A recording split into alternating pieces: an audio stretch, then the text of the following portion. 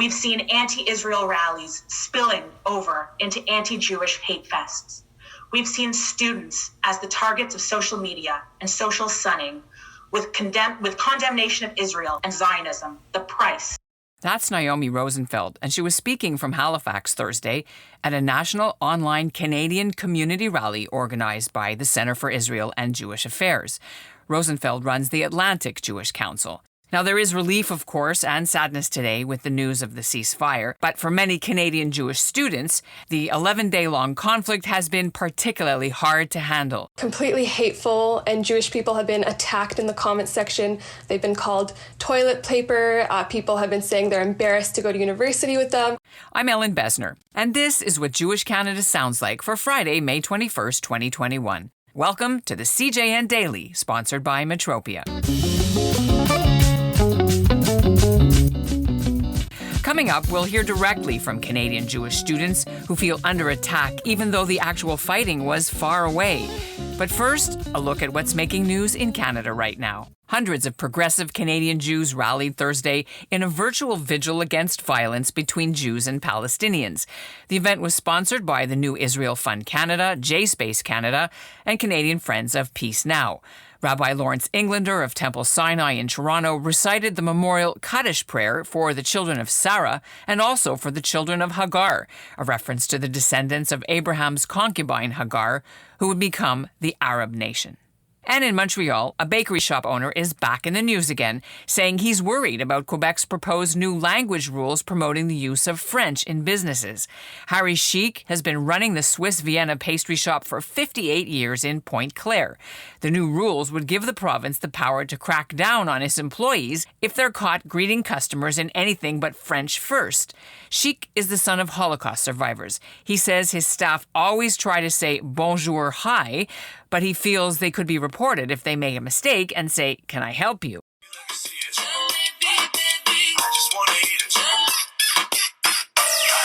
And that's the sound of a recent anti-Israel TikTok video out of Waterloo, Ontario. 2 university students made it, and while they don't speak, they dance.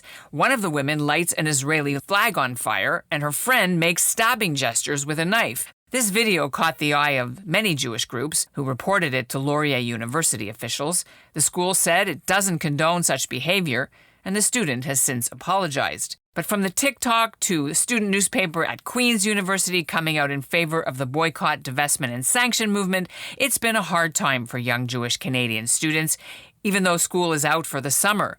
In Calgary, the local Hillel joined the city's Jewish Federation to host an online meetup earlier in the week so students could share their feelings, but plan also how to fight back. Joining me now is Danielle Braitman. She's the Calgary Jewish Federation's Emerging Generation Coordinator, and LeeAnn Grisaru, President of Hillel Calgary and a fourth-year student at the University of Calgary. Thanks for joining us. Thanks for having us. So let's start with the reason you felt, Danielle, that it was necessary to have an actual online session for young university and college and high school students. Why now? Well, so with the increase in tensions in the Middle East currently, we are seeing an extreme rise in online hate, primarily directed to what is being considered an apartheid and ethnic cleansing from the Palestinian narrative.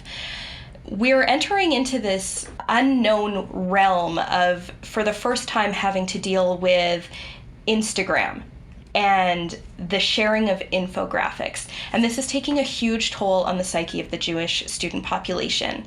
So after fielding constant emails and messages regarding how people were feeling scared to go back to campus, how they were feeling alone, how they were feeling targeted, we decided that the best thing that we could do is to bring everybody together in community, in solidarity, to help them feel that they weren't alone, to show them that they do have support and that they are going to be safe when they return to school, because we will ensure their safety to the best of our abilities. You were mentioning that it's mostly social media that is the cause of a lot of anxiety. Are there physical threats that you're seeing your students are reporting?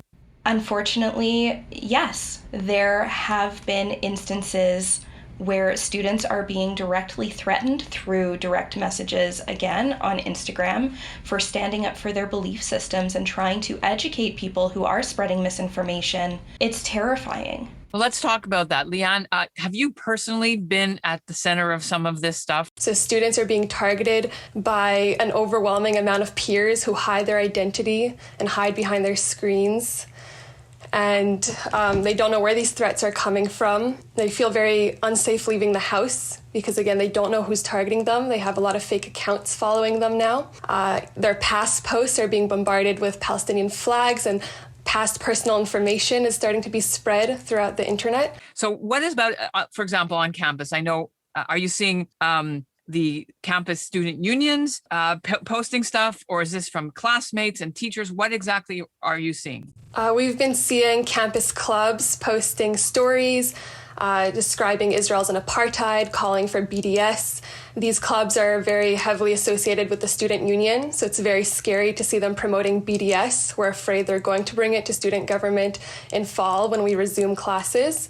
We have also been seeing a big UFC page, which is not directly affiliated with the university, but they have UFC in their username, and many students believe they are a university association. They've been posting extremely hateful messages. LeeAnn, what is it that you guys are actually doing to combat this?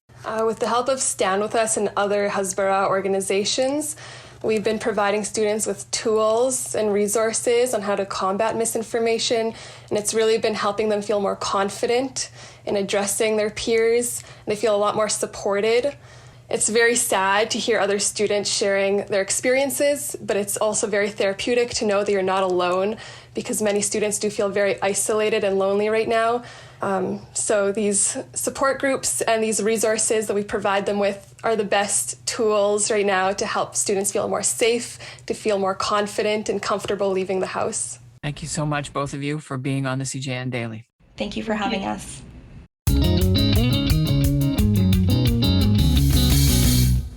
There are about 120 Jewish students in Calgary. The University of Calgary says while they haven't yet heard from Jewish students directly about their concerns, they will reach out to listen and address the issues, and they'll follow up and hold accountable anyone who violates the principles of a safe, healthy, and inclusive environment.